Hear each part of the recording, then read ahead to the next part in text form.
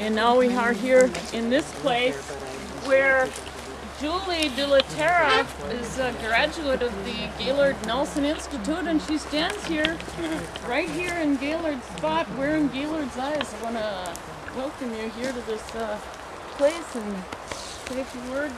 And good morning, Bill, Greendeer. Oh, come on. Well, I think the message that we're bringing to all of you is that people welcome seeing us walk on the road and to befriend their pain. There's a lot of people out there that are hurting when they see the water polluted, or they see forests ripped down, or they see their children's futures be compromised.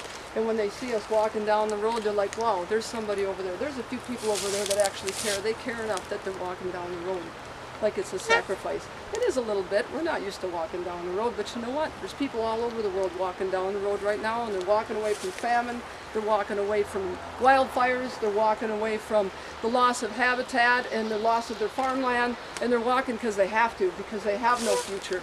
We're fortunate here. We have a future. At the end of my day, I can go into an encampment and someone will feed me, and they'll slap me on the back and say, you're doing a good job. Those other people don't have that. They don't know what they're going to. So I felt when we were walking that people appreciated the fact that we were befriending their pain. We've talked to many landowners that have had some challenging interactions with Enbridge and found no support whatsoever, and just seeing us walking down the road gave them courage, gave them encouragement, emboldened them, and made them feel human again. What we're really looking for here is what we're really looking at is a crisis of our collective imagination. We're talking about decoupling from the growth industrial society, trying to come up with a different way to produce energy other than fossil fuels. Come on, people, this is going to be a great big job. This is just the very beginning part of it. So what we talk to people about is how can we imagine and co-create a system that isn't going to destroy this, isn't going to destroy our bodies, and isn't going to destroy our children. That's the challenge we have here. This is the message that we brought as we walk down the road, and this is the challenge I have to each and every one of you standing here. Take that back to your communities, talk to your neighbors, talk to your family. Let's co-create a society that's not going to destroy this planet. You got it. Deer that walks into the direction of the south wind is what I'm called. I'm a Deer Clan member of the Ho-Chunk Nation, and one of my jobs is to take care of the earth. You know, all these clans have different jobs, and that's my thing. And when I saw how people were feeling bad about what was going on with the sand mines and the destruction of the trees, I'd sit there at nighttime, and my father was a leader in a lodge, and he would tell me to stop and listen. You could hear the trees crying. You could hear the earth crying. And I felt I needed to do something. And I thought, well, I'm going to go take a walk. And here, Juliee kind of talked me out of it, because it was almost like late October, almost November. And I probably would have been walking in the cold, and everybody would have been looking out their windows laughing at me. But yeah, I decided, yeah, okay. I held off, and I waited until June. And there have been a lot of people that have been able to talk to me. And I've been able to talk to a lot of people. And I think the only message I really have is that we all have to stick together. We all live on this earth now. We're all kind of like coming in a little late. Human beings were the last ones on this side of the earth. And now it's time for us to take care of the earth. And I feel that we need to do this, and we have to stick together. Anishinaabe, Ho-Chunk, Germans, Swedish, all of us. We're all part of this side of the earth now. And it's time for us to all take care of it. And I really think that trying to find people that are willing to stand up against corporations is that makes my heart really feel good. To be able to talk against Enbridge, and you know, I don't know any other way to say it but that they're liars. Oh wow. Yeah. They really tell a lot of stories. If I look at, it's probably got forked tongue.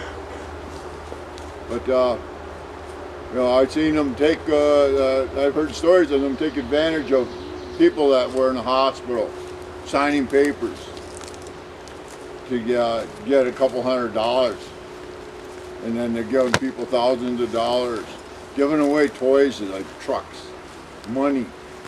This stuff doesn't take care of the earth. All these things that are going on with these pipelines, it's not taking care of the earth.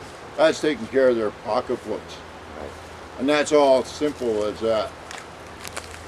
I really don't want to, I mean, I'd love to just talk to an Enbridge personnel somehow and see what kind of things they could tell me about how they're taking care of the earth, how they're going to give jobs.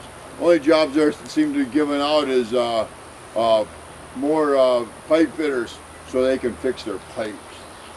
That's the only thing that are out there. And security guards to kind of watch over their pipelines. I mean, all of a sudden up by Waterloo pumping station, sheriff off duty comes out there and says, "What's your name?" with a gun on the side. Intimidation. That's not being a security guard. Security guard watches over people, not just the corporation. To me, that hurt. I wouldn't tell him my name. That's my right. I was on a public road, and that was my right. We have rights, and we need to have these corporations tell us what's going on in those pipes. We need corporations to tell us what is dangerous and what isn't.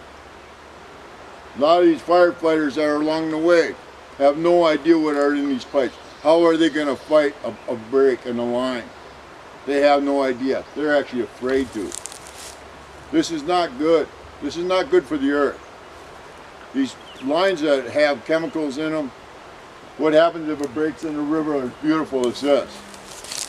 It'll be just like Kalamazoo, dead. No fish, no frogs, no turtles, no insects. This is what we do not want. It's time for us to take care of the earth and take our power back. Corporations, I think they should just be kicked aside like a stone. And we need to take care of the earth. There's been a lot of interesting people that have joined us, young people. One man came in with just a backpack. He wasn't even riding in a car. He wasn't using any fossil fuels.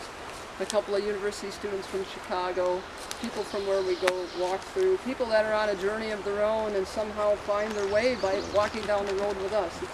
It's been very dynamic and I think very fulfilling for the people that have participated.